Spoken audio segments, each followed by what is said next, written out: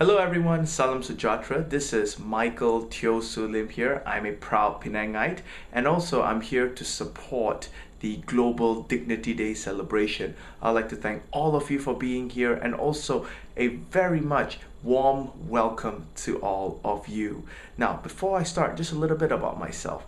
I am the founding curator for TEDxKL along with my team. I'm an entrepreneur where I run a few businesses concerned with project management, where we do a lot of exciting projects with forward-looking companies.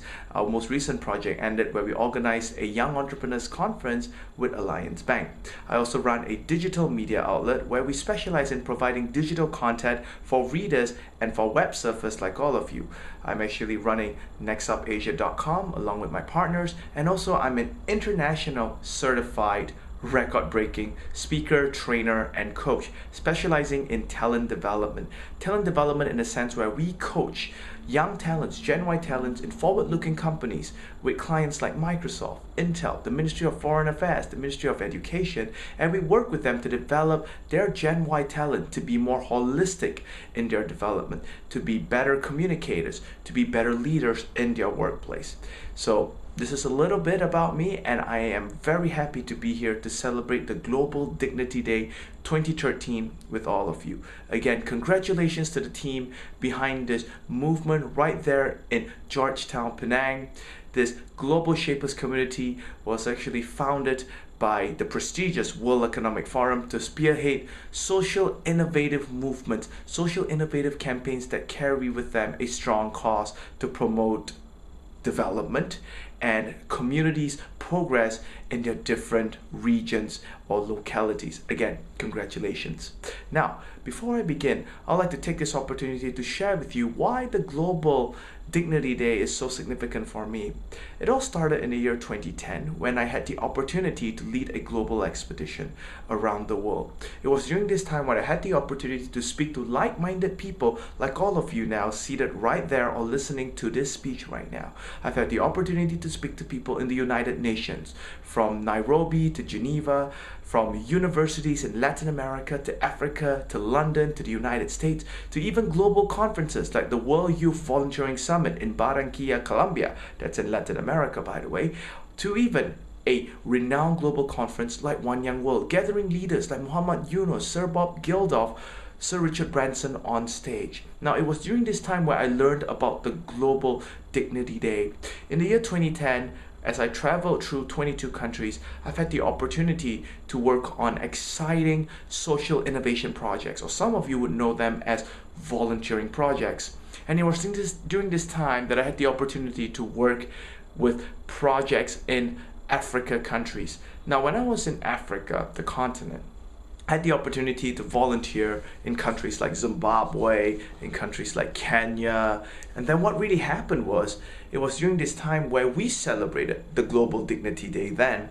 And it was during this time when I volunteered in the orphanages, when I volunteered in the schools for the poor, when I was there actually giving aid to those communities that are really in need, that I saw, despite them living in quite, I would say, devastated conditions. They were really bad. I mean, if you can imagine, these orphans, they usually do not get the health care that they need. They usually do not get properly fed by their foster families. Hence, the best time for us volunteers to help them would be when they are there in their nurseries, in their kindergartens, in their schools. And it was during this time where, well, first we made sure that they're comfortable, we fed them, we gave them reading materials, we motivated them, we played with them, we made them feel that their life is full of hope and they do have hope to lead a better life in the future. But it was during this time where I discovered that human dignity is so important, because for these young people, and I'm not talking about only the African children right here, I'm just presenting a scenario, an example right here of my personal experience volunteering around the world, giving speeches, working on workshops, working with companies and NGOs. I'm also talking about children or just any individual from around the world who are actually living in a state of sadness. Some people are just not satisfied with what they have. They're not blessed with what we have. Hence, it is more important that we respect their dignity, or at least help them realize the fact that despite them living in such difficult situations, they have their dignity to preserve. Now, during my time in Africa, obviously, I had the opportunity to really help coach these orphans, these young children, these students to believe in themselves. I taught them how to read, I taught them how to search for knowledge materials, to talk to people, to have the bravery to speak out. And it was during this time where you tend to realize that they do have a sense of dignity for themselves. They start feeling a lot more confident of what they can do. They start to feel much more convinced that them as an individual, they have something to offer to society as well. And this is really important as they're growing up during that time, that we start developing that self-esteem, that even though that they're so young at that time, even though that they may have been abandoned, even though during that time that they may be orphans, they have something to give back, and they need to develop that from young, and when they reach adulthood, become a responsible citizen. So that's how the Global Dignity Day has really strike a chord string in my heart, because it's really powerful. This is a day where we tell someone around us, tell our communities that each one of us have a dignity, each one of us have values, each one of us have contributions that we can contribute to society. And I'll tell you, as all of you are seated or watching this video right now, it's so easy for you to do that. Just tell someone that they value. Just tell someone that no matter whatever level of qualifications they have, whatever level of academic achievements that they have, what background they came from, all of them have something to give to society. All of them have ideas, all of them have the energy, all of them have that very action, that very moment to take action, to give, to contribute their efforts for the benefit of themselves, the growth, the personal growth from themselves, and also for the benefit of society. Now, I understand that today's topic is about navigating your way towards leading an exciting life. And this is just some tips that I have for you. Now, you want to navigate an exciting life. Now, that's very exciting for me to hear as well. I mean, I'm living my dream life. I'm an entrepreneur. But one thing that I really like is that I have a team of young, dedicated, driven people who are working with me. And that is because I invest a lot of time, I invest a lot of belief, and I invest a lot of conviction in what they can do. We empower them so that they realize their self-potential, so that they realize their value, so that they realize their dignity, to do something extraordinary, to be something more than they are right now. And because we have empowered them in such a way, that gave them such a strong conviction that they can be someone even better day in and day out, that they have what it takes to be part of this legacy that we're about to create. And that was how we have worked with our staffs and our companies. I'm on a very exciting book project now called The Potential Matrix, where we've actually developed the science for young people below the age of 40 to achieve success by interviewing people who were listed in the Forbes list, in Fortune 500 companies. They were basically headhunted by top companies like Google. They were listed in Business Week. They are the top young leaders, young entrepreneurs, young corporates of their respective countries. We have actually interviewed people like that, captured that very science of what made them successful, and then feature it in a book. But guess what? As I was doing this book, not only I provided a sense of value to these people whom we have interviewed, when we gave them a chance for them to share their ideas, they were excited because at last they felt that their idea, no matter how big or how small, could reach out to a global audience. They were actually doing something good for our society. But at the same time, I had the opportunity to work with a very dedicated team who now is on their way to produce an epic, a groundbreaking reference material, a book, a series of modules, a system that can be used by the average Joe like yourself to actually enhance your potential for success. Hence, as you could see, we have touched people's dignity. We have actually helped build their dignity. Now, when we interviewed these 40 high achievers from around the world for this book, we interviewed 40 of them from all around the world. We do not know all of them personally. We wrote to them. We messaged them on social media. And it was during this time where some obviously didn't reply, but some did. And that was the strong point. They replied they were so grateful that we gave them the opportunity.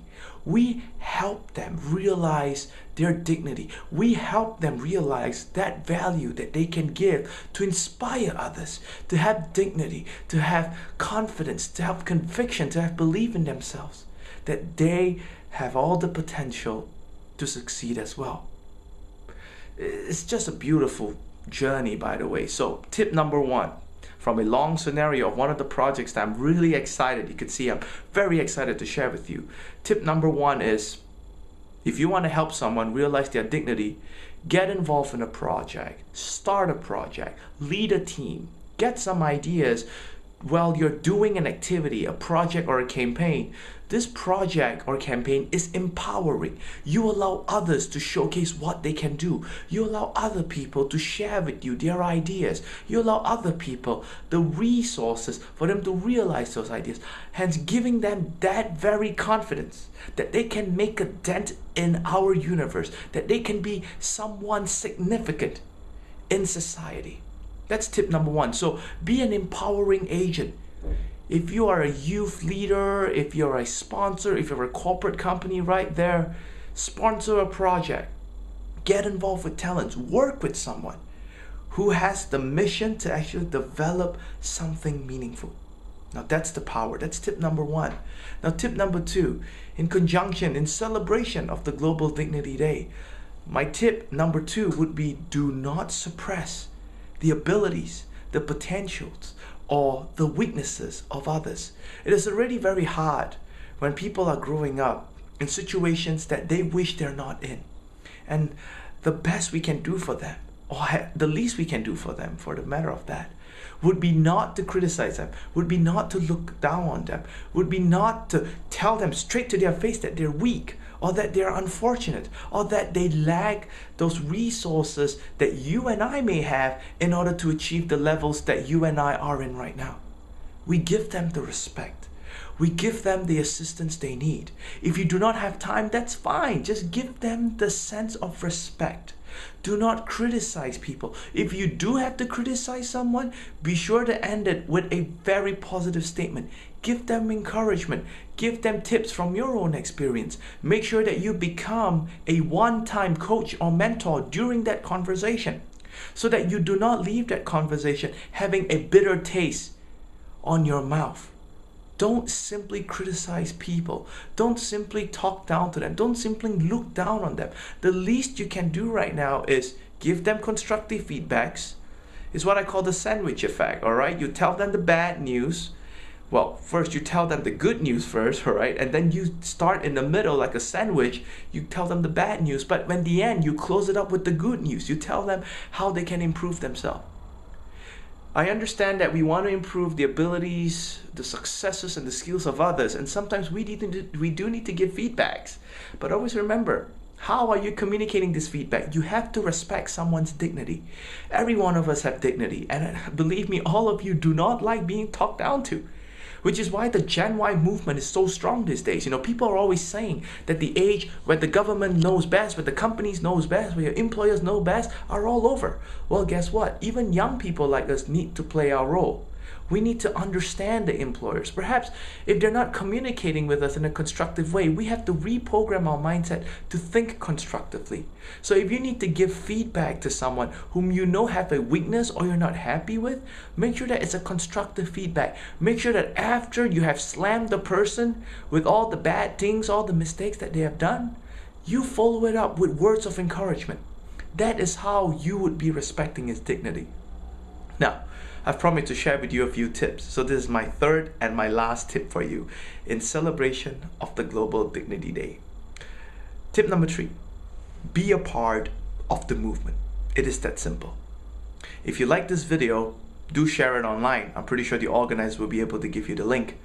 If you have heard messages from this video which really echo in your head and your soul, share it out on Facebook. Tweet about the messages that you'll be hearing from this conference today, from this celebration of campaign today. Tweet about, Facebook about the messages that you've heard. If you're watching this video right now, take a picture of Instagram and type a one sentence about what was the key lesson they have learned from the 3 tips that I've shared today. Now, as I travel around the world, having spoken to thousands of people, having worked with many talents from rising companies, from companies who invest in the development of their young Gen Y talent, one thing I do realize, people always tend to ask me, how can I be an inspiration? How can I be the next Michael Teoh Sulim? Some of them would be asking, how can I be the next Michael Teoh? How can I be the next celebrity? Well, I'm not a celebrity to begin with. I would say that I'm an advocate. I want you to succeed. And I'll tell you what, here's the secret. You want to be an inspiration? Start sharing. Start telling people about what you've learned. Now, people resonate. People are drawn to you with a positive message. And in celebration of Global Dignity Day, if you could do that, if you could share that positive message with the crowd, that is when you would have made an impact. I know not all of you are extrovert like me. I love to talk. But you have Facebook, you have Twitter, you have blogs, you have your Facebook note now. Now it has become a trend. Type out this key learnings that you've had, put it in bullet point and share it with as many people on your Facebook. And guess what? When you have a good message, people will share it. People tend to ask me, Michael, what is the secret for a Malaysian youth like you? Before you hit the age of 25, you appeared on CNN 3 times talking to a global crowd. And my secret was simple. Share a good message. Be a part of a global movement. You're now part of the Global Dignity Day celebration. Share this message out. Be grateful. Thank the organizers. Credit them. And then let your message go viral. Again, these are the 3 tips that I believe if you follow them, not only would it be able to guide you to lead a very exciting life that you want, but at the same time, it will guide you to lead a dignified life. And not only that, you will inspire the greatness in others to believe and realize their own dignity. As long as you start sharing what you're excited about the positivity of life, once you start not condemning people, not looking down on the weakness of others, and instead cherishing their uniqueness, finding ways to work with them, partner with them, collaborate with them on realizing projects. And lastly, when you start creating opportunities through campaigns, activities, efforts, and projects that will not only give you a chance to grow and realize your dream, but to empower others to realize their potential and dignity to give back and add value, trust me, you will lead an exciting life. This is Michael Teoh here, and I would like to thank you for all your time. Again, happy celebrations for Global Dignity Day. Do add me on Facebook at Michael Teoh Sulim, or check me out on my website www.michaelteoh.com. We're about to launch an exciting book called The Potential Matrix that I've just mentioned to you, where I've discovered the science of how you can succeed as a young individual. Do sign up on my website michaelteoh.com, and for all the updates, we would like you to be the first to know. Thank you again. Thank you to the organizers of the Global Shapers community of Georgetown, Penang under the World Economic Forum. You guys rock, and all of you attendees, you guys rock too. Lead your life with full dignity and inspire others to realize their dignity as well. Together, we can make a change. Thank you.